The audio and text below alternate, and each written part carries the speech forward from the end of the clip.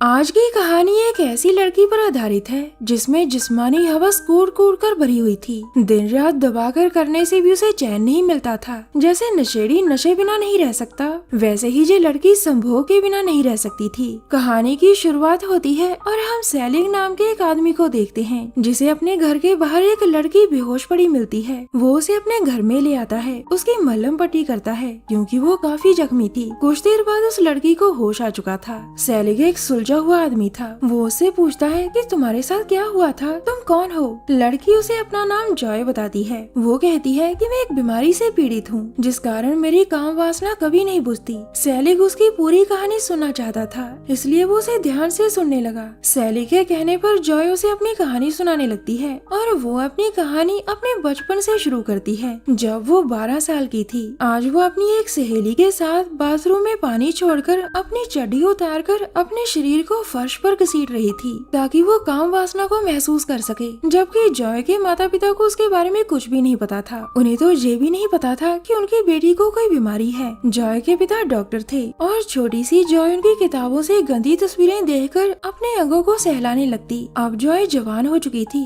उसका पिछले 1 साल से जिमी नाम के लड़के के साथ चक्कर चल रहा था। अब वो अपनी सहेली के साथ नहीं खेलना चाहती थी, इसलिए वो जिमी के पास आकर उसे अपना हथियार अपनी गुफा में डालने को कहती है ताकि वो पहली बार अपना खाता खोल सके। जिम्मी उसकी बात मानकर पूरे 4 घंटे उसकी जमकर खुदाई करता है, मगर जॉय को मजा नहीं आता क्योंकि वो अपनी गुफा में उसका बड़ा सा हथियार महसूस ही नहीं कर पा रही थी। इसके बाद जब वो ट्रेन में बैठकर घर जाने लगती है तो उसे अपने पास बैठे आदमी के साथ जिस्मानी खेल खेलने की इच्छा होने लगी, जिसके बाद वो दोनों ट्रेन के बाथरूम में जाकर ही शुरू हो जाते हैं। लेकिन जॉय को जिम्मी की तरह इसका हथियार भी फील नहीं होता, उसे बिल्कुल मजा नहीं आता। कुछ सालों बाद जॉय और भी जवान हो गई। अब उसकी जिस्मानी भूख इतनी बढ़ चुकी थी कि वो कहीं भी बैठी बैठी अपना हाथ अपनी गुफा में चलाना शुरू कर देती थी। लड़कों को देखते ही उसकी हवस अपनी चरम सीमा पार कर देती थी। 21 की होने पर उसने शादी कर ली थी। उसके पति का नाम जेरोन था। जेरोन से मिलकर उसने अपनी काम वासना पर काफी हद तक काबू पा लिया था। दोनों अपनी जिंदगी अच्छे से जी रहे थे। आज जॉय एक लड़के को जन्म देती है जिसका नाम वो मेसन रखते हैं। बच्चा होने के बाद जेरोन अपने काम में व्यस्त होने के कारण जॉय के साथ पहले की तरह जिस्मानी खेल नहीं खेल पाता था। अगर दूसरे शब्दों में कहें तो वो जॉय को खुश नहीं रख पा रहा था। इसी वजह से एक दिन जेरोन उसे किसी और के साथ संबंध बनाने को कहता है। जॉय पहले तो मना करती है पर बाद में वो मान जाती है। इसके बाद वो रोज अपनी हवस मिटाने बाहर जाती और देर रात को घर आती। ऐसे ही करते करते 3 साल बीत चुके थे। एक दिन जॉय को अपने ऑफिस के बाहर एक आदमी नजर आता है, जिसके बाद वो अपने ऑफिस के एक आदमी के जरिए उसके साथ सोने का प्रस्ताव भेजती है, जिसे वो अनजान आदमी झट से मान लेता है। थोड़ी देर बाद जॉय एक होटल के रूम में बैठी अनजान आदमी का इंतजार कर रही थी, जहाँ वो आदमी अपने दोस्त को साथ लेकर आता है। जॉय उनसे कहती है, तुम कुछ भी करो, जैसे भी करो, मुझे बस मजा आना चाहिए। उसकी बात सुनकर वो दोनों पहले उसके कपड़े उतारते हैं, फिर वो दोनों फैसला करते हैं कि कौन आगे और कौन पीछे करेगा। देखते ही देखते उनमें से एक अपना हथियार जॉय के आगे और दूसरा उसके पीछे डाल देता है, मगर जॉय की प्यास उन मोटों के मोटे मोटे हथियारों से भी नहीं बुझती। जिसके बाद वो नाराज होकर अपने कपड़े उठाती है और वापस चली जाती है। अब थक हार कर जॉय केन नाम के एक आदमी के पास आ गई थी। केन पैसे लेकर काम वासना की भूखी औरतों को मार मार कर तड़पा तड़पा कर निचोड़ता था ताकि उनमें और आग लगे और वो जिस्मानी खेल का खूब मजा ले सके। जॉय अब रोज केन के पास आने लगी थी। वो हमेशा ही जॉय को सोफे पर अच्छी तरह से बांधकर उसकी गुफा में उंगलियां डालकर चेक करता था कि आज उसे जॉय के साथ क्या करना है, कैसे करना है। एक दिन जब घर पर कोई नहीं होता तो जॉय का बेटा मेसन बिस्तर से उठकर बालकनी में चला जाता है, लेकिन दुर्घटना होने से पहले जेरोन घर आकर उसे बचा लेता है। इसके बाद क्रिसमस के दिन जेरोन जॉय से साफ साफ कह देता है कि तुम्हें अपने परिवार और अपनी हवस में से किसी एक को चुनना होगा। काम वासना से भरी जॉय बिना सोचे समझे अपने मजे को चुनती है। जॉय का फैसला सुनकर जेरोन उसे अपने घर से भगा देता है। परेशान जॉय अब केन के पास आ गई थी।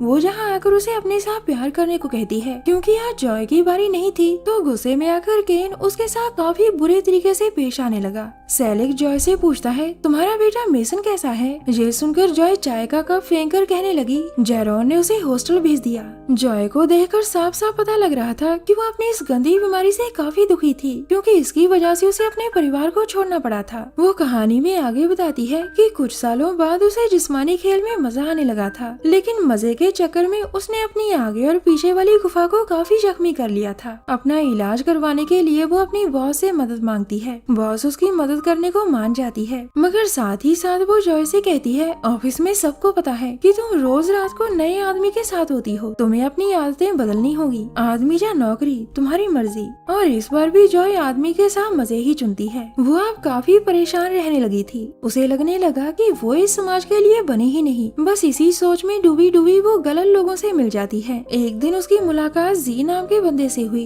जो उसे पहले से ही जानता था। जॉय के कहने पर वो उसे वसूली का काम देता है। इस काम के लिए जी उसे 2 बॉडीगार्ड भी देता है। देखते ही देखते जॉय इस काम को काफी अच्छे से करने लगी थी, क्योंकि उसे इस काम में मजा आ रहा था। एक दिन जी उसे अपने पास बुलाकर कहता है कि तुम काफी अच्छा कर रही हो, अब समय आ गया है कि तुम भी अपने लिए एक चेला चुनो और उसे अपने जैसा बनाओ। जी जॉय को एक 15 साल की ओ नाम की लड़की को पालने की सलाह देता है। ओ एक आपराधिक परिवार से थी। उसका पिता जेल में था और उसकी माँ ड्रग्स का काम करते करते मारी गई थी। इसके बाद जॉय ओ को ट्रैक करती है ताकि उससे दोस्ती कर सके। ओ को भी उससे मिलकर ऐसा लगने लगा कि जैसे जॉय के साथ उसका कोई गहरा रिश्ता हो। दिन बीतने लगे और जॉय की ओ से गहरी दोस्ती हो गई। एक दिन जॉय उसे अपने घर रहने आने को कहती है, जिस पर ओ उसकी बात मानकर उसके घर में हमेशा हमेशा के लिए रहने आ गई। धीरे धीरे जॉय उसे अपने वसूली के धंधे के सारे पैंतरे सिखाने लगी। साथ रहते रहते दोनों में आकर्षण होने लगा और वो दोनों एक दूसरे को चाट चाट कर खाने लगती हैं। कुछ दिनों बाद जॉय वसूली करने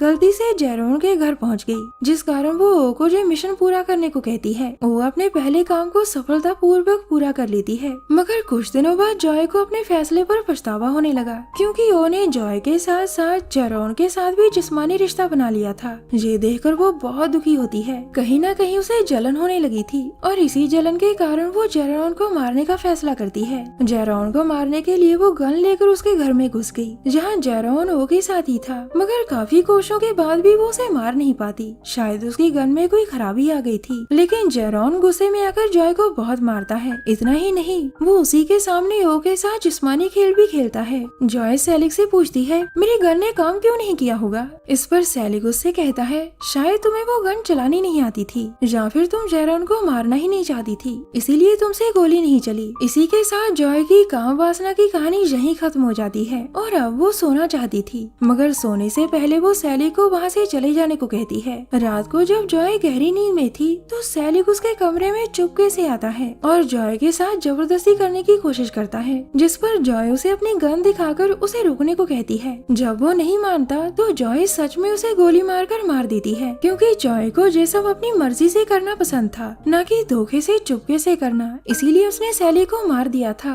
और इसी के साथ इस कहानी का यही अंत हो जाता है।